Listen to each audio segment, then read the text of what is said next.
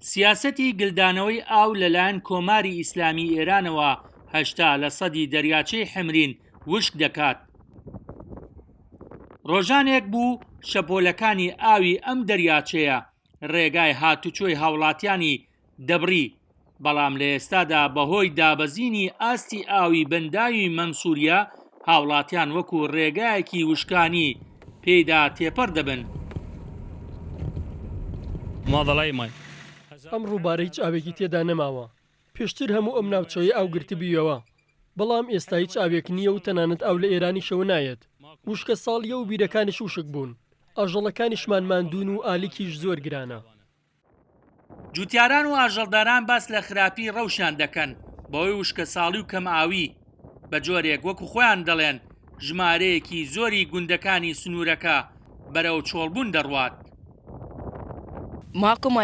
ئاو نییە، مەڕووماڵات هەمووی تینووە، لەم ناوە دەسوڕێنەوە و گیای دڕکاوی دەخۆن و تینون. جاران ئاوی باشە بوو تەنانەت دەگەیشتە تا لای ماڵەکان. مەلەمان دەکرد و کەشێکی خۆشمان هەبوو.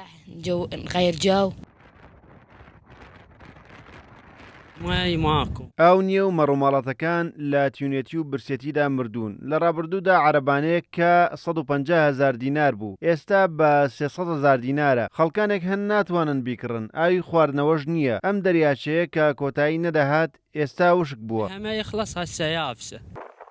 سەرچاوەی ئاوی دەریاچەی حەمرین لە هەردوو ڕووباری سیروان و ئەڵوان پێک دێت کە هەردووکیان سەرچاوەکەیان لە خۆرهەڵاتی کوردستانە و کۆماری ئیسلامی ئێرانیش لەسەر ئەو ڕووبارە 14 بەنداوی دروست کردووە. سەردەمانێک لە ترسی تیرۆر و داعش هاوڵاتیان ماڵ و حاڵی خۆیان جێدەهێشت، بەڵام لە ئێستادا بەوەی وشکە ساڵی و بە بیابانبوونی خاکەکەیان بە ناچاری جارێکی دیکە زێدی باو باپیرانیان جێدێڵن. بێستون سەلام، کورسات نیوز، دەریاچەی حەمرین.